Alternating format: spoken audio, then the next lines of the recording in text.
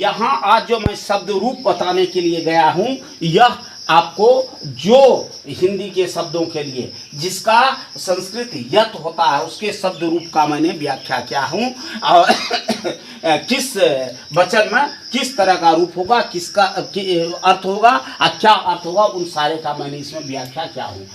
और यत जो स्त्री जाति के लिए भी प्रयुक्त होता है और पुरुष जाति के लिए, आज स्त्रीलिंग रूप में मैं इसको व्याख्यान करने के लिए जा रहा हूँ, जो संस्कृत व्याकरण और साहित्य का मूल शब्द है। देख लो, यहाँ एक वचन, एक व्यक्ति वस्तु या स्थान का बोध, द्विवचन दो व्यक्ति वस्तु या स्थान का बोध, बहुवचन दो से अधिक व्यक्ति वस्तु या स्थान का बोध। प्रथमा में देखिए, या इमो इमे, या इमो इमे, तो इसका या इमो इमे, याम इमो इमान, यया आभ्याम एभि, यस्मे आभ्याम एभ्य, फिर यस्या आभ्याम एभ्य, यस्या आभ्याम एभ्य, इसके बाद फिर यस्या अन्यो येषाम, फिर सो आप देखिए यस्याम अन्यो येषु, इस तरह से बताया हूँ। तो पहले चलिए प्रथमा माने क्या,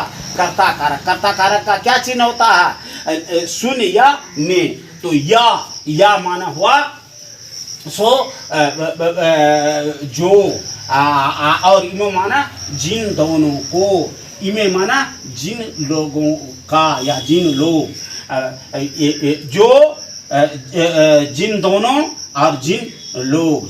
अब फिर देखिए, याम इमो इमान, तो कर्ता ने कर्म को, तो अब क्या हो गया, जिसके, इमो माना जिन दोनों के, इमान माना जिन लोगों, कर्ता ने कर्म को, तो याम जिसको, जिन दोनों को, इमान माना जिन लोगों को, कर्ता ने कर्म को, करण से या द्वारा, या जिसके द्वारा, आभ्याम जिन दोनों के द्वारा, एभि माना जिन लोगों के द्वारा।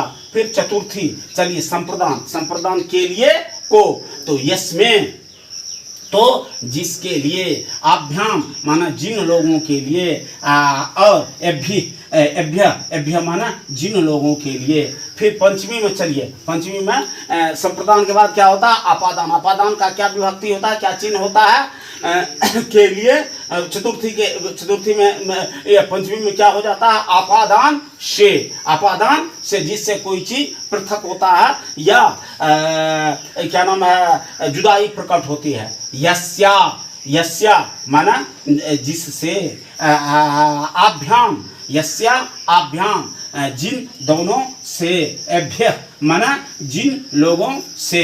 अब फिर चलिए खष्ठी माना क्या, संबंध कारक। संबंध कारक का क्या चिन्ह होता है, काके की रारे री नाने नी, तो यस्या अन्यो येषाम, तो संबंध कारक में काके की रारे री नाने नी, तो अब उसमें सो हो गया क्या, काके की रारेरी नाननी, यस्या जिसके, या जिसके, जिसकी, जिसके, काके की।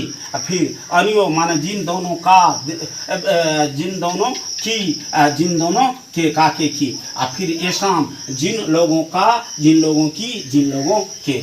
चलिए सप्तमी में पे पर, तो यस्याम माना जिस पर या जिसमें, अनियो माना जिन दोनों पर या जिन दोनों में, येषु माना जिन लोगों में, जिन लोगों पर, और जिन लोगों को, तो ये में पर, जिन लोगों में या जिन लोगों पर या जिन लोगों पे, यह भी होता है में पे पर। इस तरह से रूप है।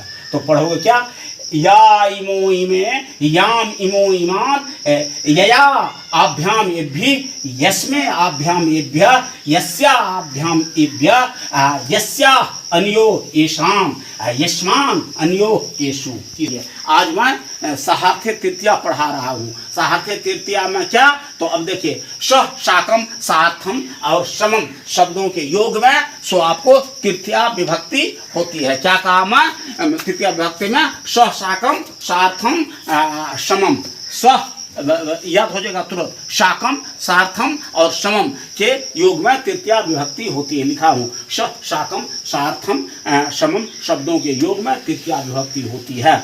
जैसे हम देखो, सबसे पहले ये रावेण रामना हतः, राम के द्वारा रावण की हत्या हुई। इसके बाद कृष्णा ये बालकेन सर्प हतः, माना सर्प की हत्या बालक के द्वारा हुई। इस तरह से अनेक उदाहरण प्रस्तुत की जा सकती है। यह सूत्र साहार्थ्य तृतीया।